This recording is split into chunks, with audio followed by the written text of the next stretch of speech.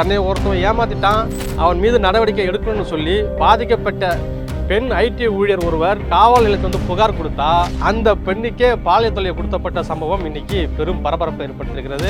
நான் அது சம்பந்தமா நடவடிக்கை எடுக்கணும்னா நீங்க கொஞ்சம் அட்ஜஸ்ட் பண்ணி போகணும் அப்படின்னு இருக்காரு. இந்த முறை வந்து நாங்கள் திமுகவோட கூட்டணி வைக்கணும்னா குறைஞ்சது 50 சீட்டுக்கு மேலே வேணும், ஆட்சியில் அதிகாரம் வேணும். அப்படி இருந்தால் திமுகவோட கூட்டணி வைக்கணும், இல்லைனாக்கா தாவேகாக்கு போகலாம் அப்படின்னு சொல்லி எல்லாருமே போர்க்கொடி தூக்கியிருக்காங்க. தமிழ்நாட்டில் இயக்கக்கூடிய காங்கிரஸ் தலைவர்கள் என்ன பண்ணுறாங்கன்னா, இந்த முறை எப்படியாவது ஆட்சியில் அதிகாரம் வேணும், இல்லைனா தாவேகாக்கு போகணும் அப்படிங்கிற நிலைப்பாட்டுக்கு வந்து விட்டார்கள். பாமகவின் பாவங்கள் ராமதாஸ் அவர்களிடமிருந்து பாட்டாளர் மக்கள் கட்சியும் சின்னமும் இன்னைக்கு அன்புமணிக்கிட்ட போயிருப்பது அந்த கட்சியினுடைய பெரிய ஒரு சோகத்தை ஏற்படுத்தியிருக்கிறது. கட்சியும் சின்னமும் அன்புமணிக்கிட்ட போயிடுச்சு. இன்னைக்கு ஐயாவுக்கு வந்து வெறும் காற்று தான் வீசுது. மக்கள் எல்லோருக்கும் வணக்கம். தினந்தோறும் நாம் தமிழ்நாட்டில் நடக்கக்கூடிய அரசியல் நிகழ்வுகளும் தமிழ்நாட்டில் நடக்கக்கூடிய சட்ட ஒழுங்கு பிரச்சனையை பற்றி தெளிவாக விரிவாக பேசி வருகிறோம். அந்த வகையில் இன்னைக்கு ஒரு சட்ட ஒழுங்கு பற்றி தான் பேச போகிறோம். என்னடா சட்ட ஒழுங்குன்னா, அந்த சட்ட ஒழுங்கு பாதுகாக்கக்கூடிய காவல்துறை சம்பந்தமான விஷயத்தை தான் இன்றைக்கி பார்க்க போகிறோம். நாம் பெரும்பாலும் ஒன்று கேள்விப்பட்டிருப்போம், வேலியே பயிரை மேய்ந்த கதை அப்படின்னு சிறு வயதில் படிச்சிருப்போம், ஊரில் பெரியவங்களாம் பேசியிருப்போம். என்னடா வேலியே பயிரை மேய்ந்ததுன்னா, ஒரு பயிர் வந்து பாதுகாப்புக்கு தான் வேலி இருக்கும், அப்படியேப்பட்ட வேலியே அந்த பயிரை மேய்ந்தது தான் அதுக்கு பொருள். அப்படியான ஒரு சம்பவம் தான் இந்த சென்னையில் நடந்திருக்கு. என்னன்னா, தனக்கு பிரச்சனை, தன்னை ஒருத்தவன் ஏமாத்திட்டான், அவன் மீது நடவடிக்கை எடுக்கணும்னு சொல்லி பாதிக்கப்பட்ட பெண் ஐடி ஊழியர் ஒருவர் காவல் நிலையத்தில் வந்து புகார் கொடுத்தா அந்த பெண்ணுக்கிட்ட பல லட்சக்கணக்கில் பணத்தை பெற்றுக்கொண்டு பல பொருட்களை வாங்கி கொண்டு அந்த பெண்ணுக்கே பாலியல் தொல்லை கொடுத்தப்பட்ட சம்பவம் இன்னைக்கு பெரும் பரபரப்பை ஏற்படுத்தியிருக்கிறது. இதனை அடுத்து அந்த 2 பேரையும் கமிஷனர் அவர்கள் சஸ்பெண்ட் செய்திருக்கிறார். இதுதான் இன்னைக்கு ஒரு முக்கிய நிகழ்வாக பார்க்கப்படுகிறது. எங்க நடந்ததுன்னா, சென்னை வலசரவாக்கத்தில் சாலி கிராமத்துக்கு உட்பட்ட பகுதியில் ஒரு பெண் ஐடி ஊழியர் ஒரு பணியாற்றி வருகிறார். அவருக்கும் அதே நம்ம தமிழ்நாட்டை சேர்ந்த நபர் ஒருத்தர் கனடாவில் வந்து பணியாற்றுறார்.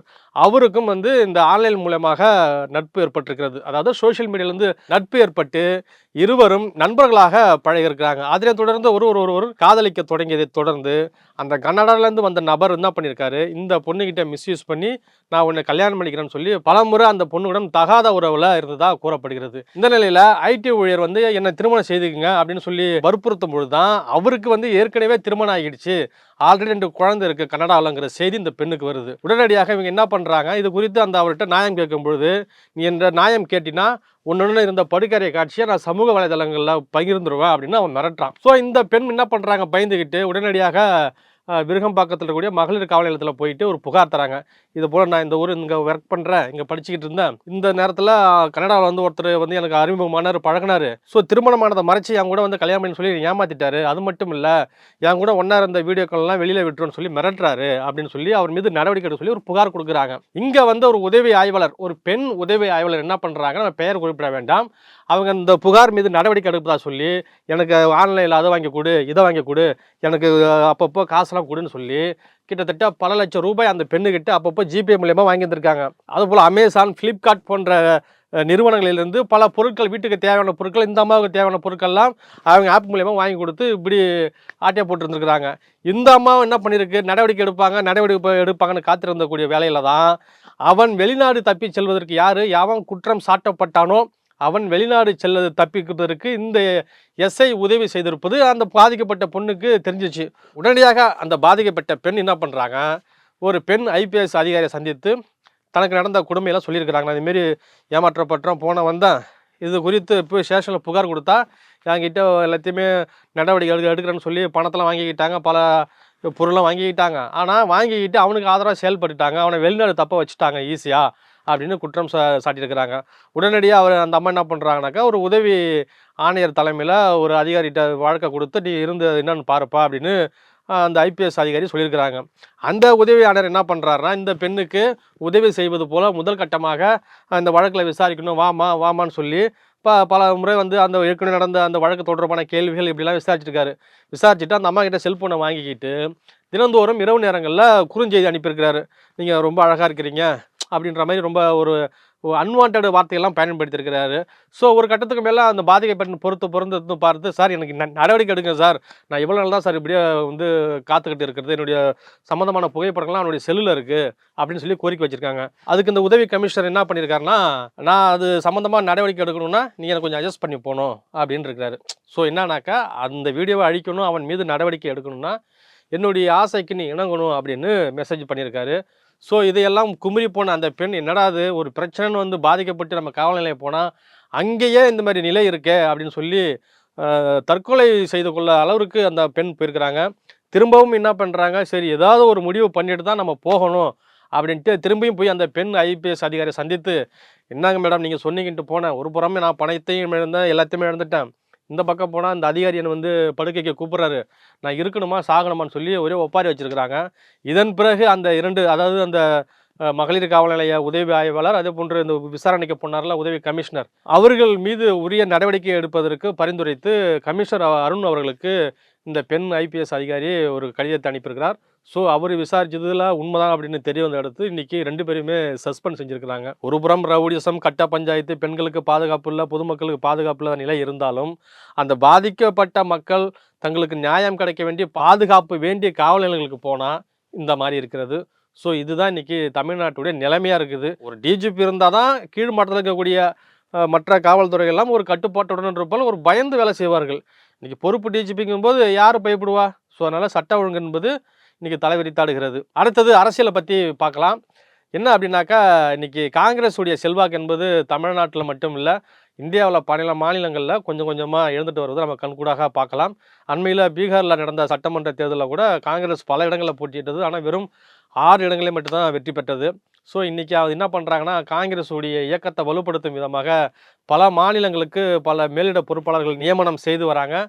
உட்கட்சி பூசல்களை கலைப்பதற்கு பல நடவடிக்கைகள்லாம் மேற்கொண்டு வராங்க. ஸோ என்னன்னாக்கா, காங்கிரஸ் உடைய அடுத்த கட்ட நடவடிக்கைகள் கட்சியை வலுப்படுத்தும் விதமாக பல்வேறு அதிரடி முடிவுகளை எடுத்து வருகிறார்கள். இந்த நிலையில் தமிழ்நாட்டில் புதிய பொறுப்பாளர்களை நியமிப்பதற்கும் இந்த தேர்தல் சம்பந்தமான பிரச்சனையை பார்ப்பதற்கும் ஒரு குழு ஒன்று அமைக்கிறாங்க. ஸோ அது போய்கிட்டு இருக்கு. இந்த நிலையில் ஏற்கனவே இங்கே தமிழ்நாட்டில் அந்த மாவட்ட காங்கிரஸ் தலைவர் இருப்பாங்களா, அவர்களுக்கெல்லாம் இன்றைக்கி என்னென்னா மறுபடியும் தங்களுடைய பதவிகளை தக்க வைத்துக் கொள்வதற்காக சில விஷயத்திலலாம் பண்ணிக்கிட்டு இருக்கிறாங்க. என்னென்னா, நாங்கள் இந்த மாவட்டத்தில் அதை பண்ணியிருக்கோம், இது பண்ணியிருக்கோம் அப்படின்னு சொல்லி பேசிகிட்டு இருக்காங்க. இந்த நிலையில் கோயம்புத்தூரை தவிர்த்து மற்ற தமிழ்நாட்டில் கூடிய அனைத்து மாவட்டங்களிலும் மொத்தம் 77 மாவட்ட தலைவர்களை வந்து காங்கிரஸில் புதுதாக நியமிக்க போவதற்கான அந்த விண்ணப்ப படிவம், அந்த தேர்தல் வேலையெல்லாம் நடந்துக்கிட்டு இருக்கு. இப்படி இருக்கக்கூடிய வேலையில் ஒவ்வொருத்தராக கூப்பிட்டு அந்த தேர்தல் பொறுப்பாளர்கள் வந்து விசாரிக்கிறாங்க, எப்படி இருக்குது அவங்களுடைய அணுகுமுறை, எப்படி இருக்குது மக்களுடைய செல்வாக்கு, எப்படி இருக்குது அவர்களை வந்து மாவட்ட தலைவராக போடலாம் என்பது குறித்து அவர்களுடைய தனிப்பட்ட தகவலை சேகரிக்கும் பொழுது, ஆனால் அவங்க என்ன சொல்கிறாங்கன்னா, கூட்டணி குறித்து பேசுகிறாங்களாம். இங்கே நடப்பது என்னன்னா, காங்கிரஸ் கட்சிக்குள்ளே ஒரு தேர்தல் நடக்குது மாவட்ட தலைவருக்கு. ஆனால் அதற்கு அங்கே நேர்காணலுக்கு போகும்போது, இந்த முறை வந்து நாங்கள் திமுகவோட கூட்டணி வைக்கணும்னா குறைஞ்சது 50 சீட்டுக்கு மேலே வேணும், ஆட்சியில் அதிகாரம் வேணும், அப்படி இருந்தால் திமுகவோட கூட்டணி வைக்கணும், இல்லைனாக்கா தாவேகாக்கு போகலாம் அப்படின்னு சொல்லி எல்லாருமே போர்க்கொடி தூக்கியிருக்காங்க. அவர்களுக்கு பெரிய அதிர்ச்சி ஏற்படுத்திருக்கு. என்னன்னா, நாம் பண்ண வந்தது கட்சிக்குள்ளே தேர்தல் நடத்தி மாவட்ட தலைவரை தேர்ந்தெடுக்க வந்திருக்கிறோம், ஆனால் இவங்க கூட்டணி குறித்து பேசுகிறாங்களேன்னு சொல்லி அதிர்ச்சியாக இருக்கிறாங்க. இன்றைக்கி தமிழ்நாட்டில் இயங்கக்கூடிய காங்கிரஸ் தலைவர்களாக என்ன பண்ணுறாங்கன்னா, இந்த முறை எப்படியாவது ஆட்சியில் அதிகாரம் வேணும், இல்லைனா தாவேகாக்கு போகணும் அப்படிங்கிற ஒரு நிலைப்பாட்டிற்கு வந்து விட்டார்கள். ஏனென்றால் தாவேகா ஏற்கனவே அறிவித்திருந்தது, தங்களுடன் கூட்டணிக்கு வருபவர்களுக்கு ஆட்சியிலும் பங்கு, அதிகாரத்திலும் பங்கு, சம உரிமை வழங்கப்படும்னா ஏற்கனவே சொல்லியிருந்தாங்க. ஸோ இந்த நிலையில தான் எதுக்கு திமுக கூட்டி நம்ம அடிமையாக கிடக்கணும், அவங்க கொடுக்குற சீட்டை வாங்கிக்கிட்டு நம்ம அவங்க சொல்கிறத கேட்டுக்கணும், அதனால் இங்கே போனோம்னா ஆட்சி அதிகாரத்தில் பங்கு பெறலாம் அப்படிங்கிற ஒரு நோக்கத்தில் என்ன பண்ணுறாங்கன்னா, அந்த காங்கிரஸ் மேலிட பொறுப்பாளருக்கு இவங்க எல்லாருமே சேர்ந்து ஒரு அழுத்தம் கொடுப்பதாக சொல்லப்படுகிறது. இது குறித்து திமுகவிற்கு ஒரு கலக்கத்தை ஏற்படுத்தியிருக்கிறதா நம்ம பார்க்கலாம். அடுத்ததாக நம்ம என்ன பார்க்க போகிறோம்னா, பாமகவின் பாவங்கள்.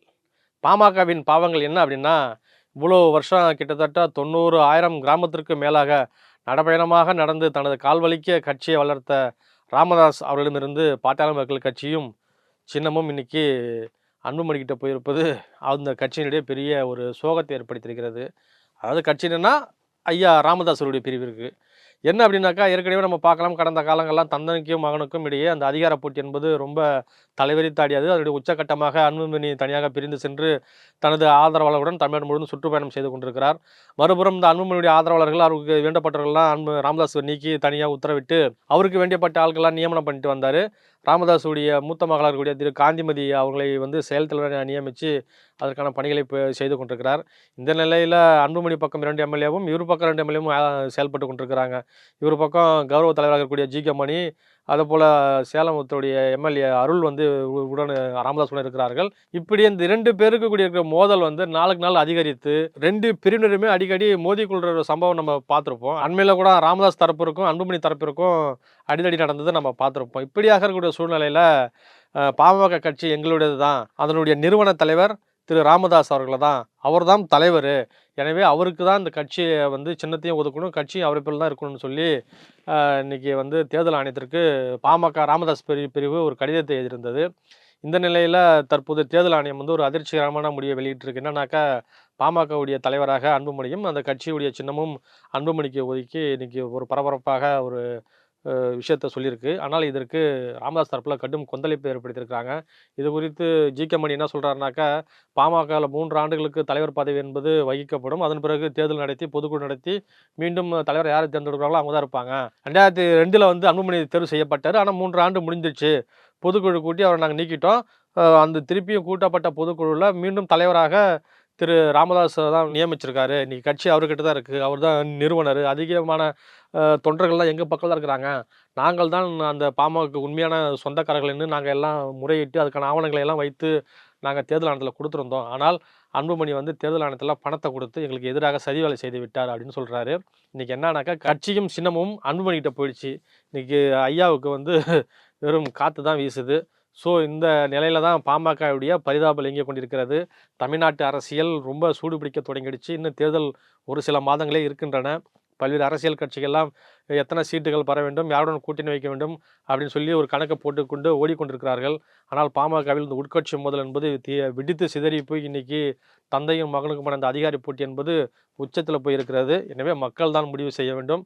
ஸோ மக்களே, இன்னைக்கு நிறைய அரசியல் குறித்து பேசியிருக்கோம். நாளைக்கு மற்றொரு அரசியலுடன் உங்களை சந்திக்கிறேன். நன்றி, வணக்கம்.